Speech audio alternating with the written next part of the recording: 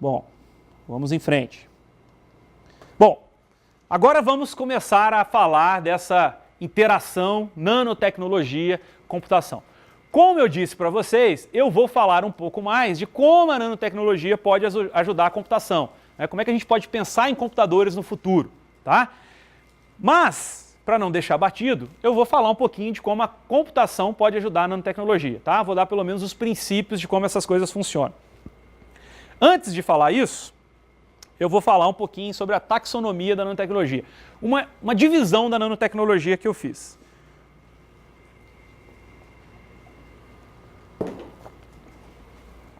Bom, então eu coloquei aqui a nanociência e a nanotecnologia e dividi em três coisas. Aplicações, que é o que a gente quer, né? E é fruto da nanotecnologia, é o que a gente quer no final. Estruturas, né? Que é aquilo que eu uso para chegar a essas aplicações. Que estrutura que eu uso? Por exemplo, um LED orgânico, uma molécula que vai servir de LED orgânico, ou um nanotubo de carbono, ou uma molécula qualquer, uma supramolécula e assim por diante. E as ferramentas. As ferramentas é o que eu utilizo para trabalhar com essas estruturas e chegar onde eu quero. Então pode ser aqueles microscópios, pode ser outros materiais, espectroscopia, reatores de crescimento epitaxial e um monte de blá blá blá que eu estou falando para vocês aqui que vocês não estão entendendo nada. Bom, se eu olhar para o lado das ferramentas, eu tenho ferramentas, eu coloquei medição aqui, mas talvez não seja uma boa palavra. Caracterização, né, para caracterizar, para ver aquilo que foi desenvolvido. Ferramentas de manipulação, onde eu consigo manipular materiais. E ferramentas computacionais, certo? Que são aquelas que nós estamos interessados. E o que são essas ferramentas computacionais? Bom, aí essas ferramentas computacionais, ou seja, a computação auxiliando o desenvolvimento da nanociência e nanotecnologia, que recebe o nome de nanotecnologia computacional ou nanociência computacional, ok? Bom, a nanotecnologia computacional eu dividi em 5 grupos aqui. Nem todos esses 5 grupos, antes que vocês me contestem aí, são coisas realmente da nanociência e da nanotecnologia computacional. Eu coloquei coisas ali que são auxiliares, são coisas que a gente precisa para poder ajudar. Então, que coisas são essas? Bom, modelagem molecular, vocês logo vão entender o que é. Simulação de nanodispositivos, esse é intuitivo de saber, né? Simular nanoestruturas, nanodispositivos.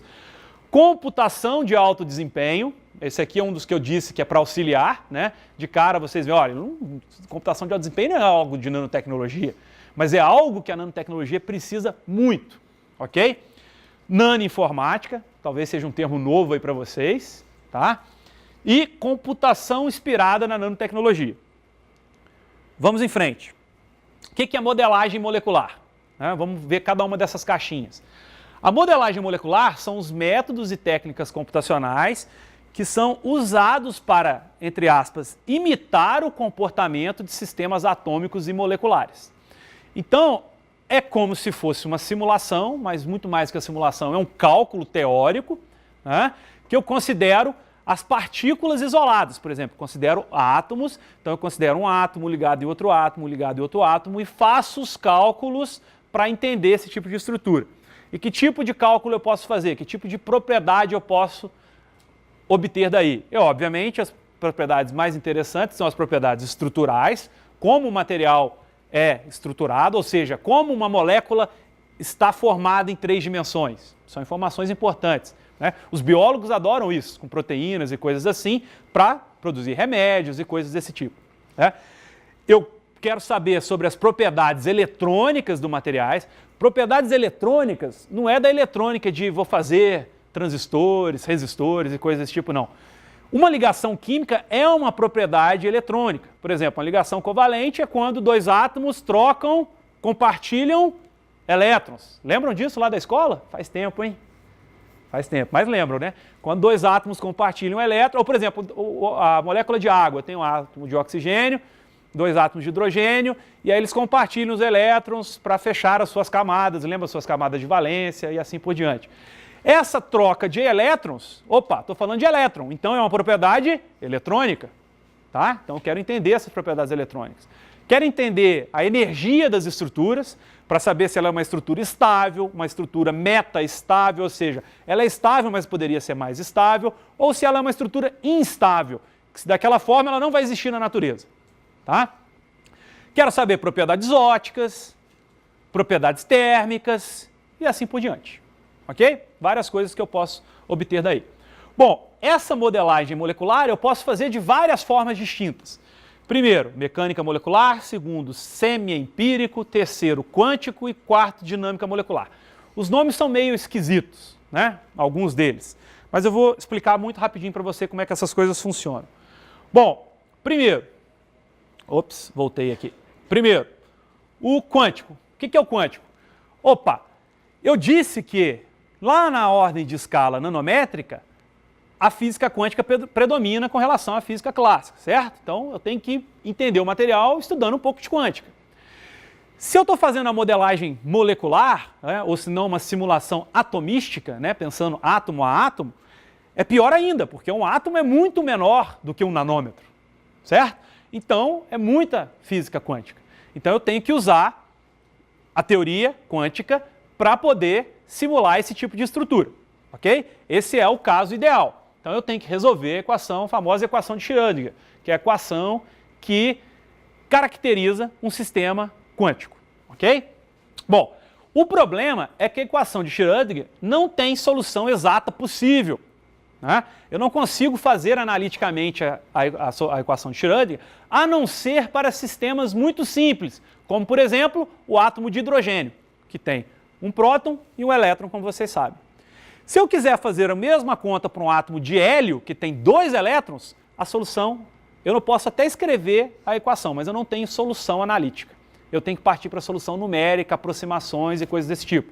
E as aproximações têm que ser bem feitas para que eu obtenha resultados próximos ou semelhantes àqueles que existem no experimento, né, no real, na natureza. Ok? Senão não adianta nada eu fazer simulação e levar resultados que não condizem com a realidade. Bom, esses cálculos são computacionalmente muito intensos, porque eu tenho que fazer a conta pensando em todos os corpos envolvidos. E que corpos são esses? Os prótons, os núcleos, né, dos átomos e os elétrons. Então, eu tenho que pensar em todos os elétrons. E aí eu tenho interação 2 a 2, né, um elétron com outro elétron, um elétron 1 com 2, um elétron 1 com 3, um elétron 1 com 4. Então vocês que trabalham com computação já sabem que isso é uma coisa que vai crescer exponencialmente, certo? Eu vou colocando mais estruturas. E pior, os cálculos matemáticos não são baratos. Então eu demando uma estrutura computacional muito boa para trabalhar com esse tipo de estrutura, né? Porque senão eu vou conseguir trabalhar só com algumas dezenas de átomos ou num computador muito bom com algumas centenas de átomos e não consigo passar daí, tá? Então fica inclusive difícil fazer simulação de estruturas nanométricas, porque a estrutura nanométrica já tem uma quantidade de átomos bem razoável, ok? Mas eu tenho alternativa. Isso aqui é um livro muito famoso de química quântica, de física quântica, né, dessa parte de modelagem molecular, que é o livro do Levy. Bom, outro método é usar a mecânica molecular. A mecânica molecular é uma maneira, entre aspas, de roubar, né, no nosso cálculo. Nesse caso, em vez de usar a física quântica, eu vou usar a física clássica. Mas observe, eu vou estar fazendo a simulação ou cálculo de uma estrutura quântica e vou estar usando física clássica. Posso fazer isso? Em condições muito controladas, eu posso fazer. Como é que eu faço aqui? Obviamente eu estou fazendo grandes aproximações. Só de não estar usando a física correta, eu já estou fazendo uma aproximação absurda, né? E eu uso parâmetros empíricos. O que são esses parâmetros empíricos? São parâmetros que são obtidos, por exemplo, de experimentos. Eu tenho uma molécula de oxigênio, né? 2 átomos de oxigênio. Alguém já mediu alguma vez a distância, né, a distância estável entre esses 2 átomos de oxigênio. Opa, então eu posso colocar um cálculo falando, olha, eu faço o sistema massa-mola, uso os átomos como uma bola e a ligação entre eles como uma massa, como uma molinha, perdão, certo? E aí o que eu faço? Eu coloco a distância de equilíbrio, que é onde aquele sistema massa-mola vai ficar equilibrado. Se eu aproximo os 2 átomos, eles vão tender a se afastarem. Se eu afasto esses dois átomos, eles vão tender a se aproximar. E aí, com esse tipo de aproximação, tomando cuidado de que os meus resultados batam com resultados experimentais, eu posso fazer esse tipo de aproximação. E aí eu posso trabalhar com milhões de átomos, ok? O problema aqui é que eu estou ignorando os elétrons. Eu estou considerando o átomo como se fosse uma bola de bilhar, certo? E aí eu não tenho condição de prever ou de medir as propriedades eletrônicas, por exemplo, as ligações químicas. Eu estou ignorando os elétrons, ok?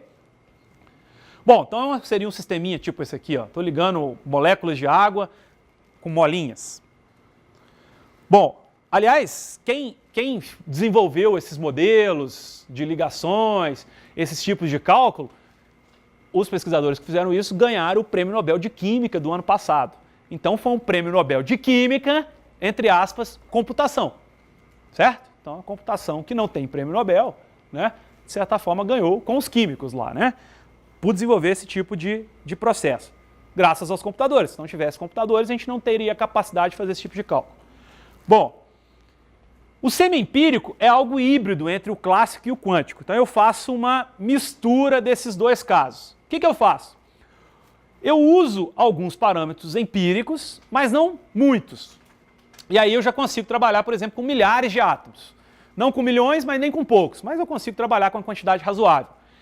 E o que eu faço para fazer isso? Eu ignoro os elétrons do caroço. O que são elétrons do caroço? Ora, uma molécula de... um átomo de oxigênio, por exemplo, tem 8 elétrons, certo? Lembram lá da aula de química? 1s2, 2s2, 2p6, lembram disso? Lembram? Muito bom, estão com a memória fresca aí. Bom, essa distribuição eletrônica nos orbitais, os elétrons lá do 1s2 são os elétrons que estão mais próximos do núcleo. Então eles sentem uma atração do núcleo muito forte, ok? E os elétrons de valência são aqueles que estão por fora. Quando uma reação química, uma ligação química vai ocorrer, quem interage são os elétrons que estão do lado de fora, de valência, certo? Os que estão lá muito perto do núcleo não interagem, porque o núcleo está prendendo ele ali, certo? Então, se eu estou preocupado com ligações químicas, esse tipo de coisa, eu posso ignorar esses elétrons do caroço e trabalhar só com os elétrons que estão mais afora, mais do lado de fora do átomo. E aí eu consigo começar a fazer alguns cálculos bem interessantes, ok? E consigo medir algumas propriedades eletrônicas. Por exemplo, olha aqui, eu trouxe uma molécula de água aqui, ó. Lembre da ligação covalente, ó. Então eu tenho aqui os 6 elétrons do oxigênio, um do hidrogênio e um do hidrogênio. Observe que eles estão compartilhando elétrons aqui, ó. Certo? Se eu quero fazer um cálculo semi-empírico isso, eu ignoro os elétrons lá do caroço, ó. Considero a molécula de água como se fosse assim, ó. Penso só nos elétrons de fora do oxigênio. Do hidrogênio não tem jeito, né? Ele só tem um elétron, já é o de fora, né? Não tem muito o que fazer, tá bom? Bom, e por fim vem a dinâmica molecular. Todos os 3 métodos anteriores que eu falei para vocês aqui, eles são estáticos. É como se eu tirasse uma fotografia do sistema e aí, de posse da fotografia desse sistema, eu faço os cálculos e vejo as propriedades que eu quero, ok? Não tenho movimento, os átomos não estão se mexendo. E a gente sabe que na natureza as coisas estão se mexendo, eu tenho independência do tempo e assim por diante. E aí vem então a dinâmica molecular. O próprio nome já diz, é uma dinâmica. Eu tenho os átomos se movimentando, né? Então ele é dependente do tempo, eu tenho que andar no tempo, e aí eu determino passos no tempo. Esses passos não podem ser muito grandes e nem muito pequenos. Não podem ser grandes porque eu posso extrapolar coisas, por exemplo, imagina que eu tenho 2 átomos vindo se aproximando aqui, na hora que eles chegam próximo, vai ter uma repulsão e eles fazem assim, certo? Se eu discretizo e vou fazendo passo a passo, se eu der um passo muito grande, eu posso até fazer com que eles cruzem, eu posso fazer com que eles se choquem, o que não é uma realidade. Se eu fizer passos muito pequenos, eu vou ter que ficar fazendo assim. Então, eu mostrando para vocês já está demorando, né? Imagina lá o computador calculando isso, você pensando em tempos, demora demais, tá? Então eu tenho que achar um tempo razoável que vai fazendo isso e ele vai chegar aqui, ele vai descobrir que ele vai fazer isso aqui, tá bom? Bom, por essas questões de eu ter que ficar fazendo toda hora calculando as energias, eu tenho que calcular a energia, as forças que estão atuando nos átomos, a cada instante de tempo, passa a ser um cálculo também computacionalmente intenso. Por ser intenso, ele raramente é feito com aqueles cálculos quânticos, que eu já falei que também são intensos, ok? Então, normalmente ele é feito com os clássicos, com alguns métodos híbridos. Por exemplo, eu tenho uma molécula dentro de uma caixa de água, então tem um monte de molécula de água e a molécula lá no meio, que eu quero trabalhar. As moléculas de água eu posso trabalhar, por exemplo, de forma clássica, e a molécula que eu estou querendo trabalhar mais lá no meio, eu posso, se ela for pequena, trabalhar de forma quântica com ela, ok? Aí eu tenho uma aproximação razoável, mas é custoso computacionalmente. Para vocês terem uma ideia, imagina que isso aqui é um fio de um átomo, né? Um átomo de cobre, é um fio de cobre, né? Formado com alguns átomos, e esse pessoal desse trabalho aqui estava fazendo uma simulação de como eu posso fazer átomos de cobre nanométricos, aplicando uma tensão, ou seja, eu vou esticar o átomo de cobre, ele quebrando as ligações químicas entre os átomos, as ligações entre os átomos, e vai ficando cada vez mais fino, cada vez mais fino, cada vez mais fino. E aí o legal dessa dinâmica molecular é que dá para fazer uns vídeos bem bacanas, como por exemplo esse aqui, ó. Então a gente vai vendo um fio menor sendo produzido a partir de um fio maior, dado a pressão, a tensão que é dado nos dois lados, né? E como é que eu simulo essa tensão? Ó, se eu estou puxando para cá e puxando para lá, eu estou dando força aqui, eu estou dando velocidade para o átomo da ponta, certo? Então eu coloco velocidade no começo do átomo, o átomo começa a se mover, ele vai se soltando e vai puxando o outro e assim por diante, ok? Bom, então isso é a modelagem molecular. Já a simulação de nanodispositivos ou nanoestruturas, como o próprio nome diz, é um método de simulação desenvolvido exclusivamente para determinadas nanoestruturas e nanodispositivos. Como eu disse, muitos dos nanomateriais têm muitos átomos. E aí não dá para eu fazer uma simulação atomística. Eu quero fazer uma simulação da estrutura maior, né? Por exemplo, se eu faço um simulador de carro, né? Um simulador de Fórmula 1, por exemplo, eu preciso fazer um simulador de carro de Fórmula 1 átomo por átomo? Não. Eu faço o carro, tenho a aerodinâmica do carro, tenho o motor, tenho essas propriedades físicas envolvidas e consigo fazer um simulador de carro de Fórmula 1. Então, se eu quero estudar uma estrutura nanométrica, por exemplo, um transistor nanométrico, basta eu saber as propriedades físicas desse transistor, né? E aí eu consigo fazer uma simulação desse transistor, não precisando trabalhar átomo a átomo, tá? Então, essa então é a simulação de nanodispositivos, bem genérico. E aí, como vocês vão ver, tem simulações de, por exemplo, dos LEDs orgânicos, né? Essa aqui é um simulador que chama SimOLED, que é desenvolvido por uma empresa que chama SimOLED, né? Que é uma empresa, na verdade a empresa chama Sintec, SimOLED é o nome do simulador, é um simulador código fechado, tem que comprar, pagar para usar, é caro. Aqui está um simulador de uma estrutura de circuitos digitais, quânticos, que a gente vai ver mais para frente lá no curso, bem bacana, que chama QCA Designer, ou QCA Designer, que é um simulador aberto, desenvolvido na universidade, que a gente pode usar e é bem bacana. Então existem vários simuladores disponíveis para determinadas estruturas que você quer. Quando não temos o simulador, o que fazemos? Desenvolvemos nossos próprios simuladores. É óbvio que temos que saber a teoria por trás, e aí, obviamente, que a interação dos cientistas de computação, engenheiros de computação, com físicos, químicos, biólogos, é extremamente importante, porque eles têm o conhecimento teórico por trás, né? E vocês têm a habilidade de trabalhar, desenvolver o software de forma eficiente, né? Bom, a computação de alto desempenho, como eu disse para vocês, não é algo da nanotecnologia, mas como vocês viram, e eu já falei, muitos dos cálculos, mas muitos mesmo, são computacionalmente muito intensos. Eu tenho um custo computacional muito grande, então eu preciso de ferramentas computacionais eficientes. Então eu posso ter várias alternativas, como as mais tradicionais, os clusters e grids, né, espalhados ou concentrados num supercomputador, num prédio, alguma coisa.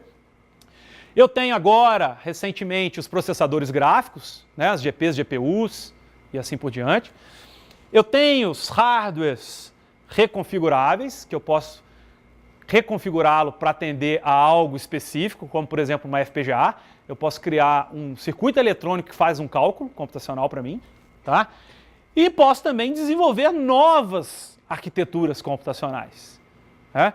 E aí ganhar em desempenho, tá bom? A própria nanotecnologia, como a gente vai ver mais para frente, pode ser uma boa ferramenta de criar novos computadores mais eficientes que depois vão auxiliar no desenvolvimento da nanociência, da nanotecnologia. Então vai ser um ciclo, ok? Bom, já a nanoinformática, ela tem um pouco de inspiração no que vocês já conhecem como bioinformática, né? Que é trabalhar com ferramentas computacionais para extrair informações de estruturas biológicas, principalmente o DNA. Já a nanoinformática, ela é o uso de ferramentas computacionais, desenvolvimento de algoritmos, desenvolvimento de ferramentas para auxiliar os nanocientistas e os nanotecnólogos nas empresas e nos laboratórios. Então aqui envolve muita coisa de computação, banco de dados, algoritmo, mineração de dados, inteligência computacional, inteligência artificial, otimização, um monte de coisa pode ser usada para trabalhar aqui dentro. Tá? Então a gente tem feito muito trabalho com laboratórios e grupos fazendo esse tipo de pesquisa. Tá? Mas eu resolvi hoje não falar muito disso. Quem tiver interesse, como eu disse, quem tiver possibilidade, tem o curso de nanotecnologia computacional, que, por exemplo, nesse caso vai começar quinta-feira para quem está aqui. Tá? Tem também a palestra, tem um mini curso da escola de verão passada, de 2012, como o Daniel falou na abertura, que está disponível lá no site e é um mini curso grande, de 6 horas. Então lá eu entro um pouco mais na parte lá de modelagem molecular, como é que funciona, como são, de certa forma, alguns dos algoritmos e assim por diante, ok? Bom, e por fim, a computação inspirada na nanotecnologia. Isso aqui é um pouco de desafio, provocação que eu faço nas minhas palestras, porque muitos dos algoritmos computacionais que nós conhecemos são inspirados em processos biológicos ou processos da vida normal. Então a gente observa, por exemplo, comportamento de estruturas ou comportamento de partículas, comportamento de pessoas e desenvolve algoritmos de propósito geral baseado naquilo, né? Como as estruturas nanométricas são muito interessantes e elas têm propriedades interessantes, como aquela questão de automontagem e assim por diante, eu faço essa provocação de que por que no futuro não podemos criar algoritmos inspirados no comportamento de nanoestruturas, nanodispositivos e assim por diante. Tá? Então esse, de certa forma, é um desafio que, de certa forma, tem alguma coisa sendo feita. Por exemplo, algoritmos evolutivos com inspiração quântica, né, que aproveita alguma coisa da mecânica quântica para melhorar os algoritmos evolutivos que já existiam, que já são algoritmos inspirados na natureza, né, inspirados na evolução das espécies e assim por diante. Sistemas auto-organizados. E aí você vê que o pessoal de eletrônica, de certa forma, já está um pouco preocupado com isso, né? Como usar essa questão de automontagem para montar circuitos eletrônicos eficientes, robustos e tolerantes a falhas. Ok? Bom, então terminei essa parte de computação auxiliando na nanotecnologia e nós entramos então agora na parte da nanotecnologia auxiliando na computação, na nanocomputação.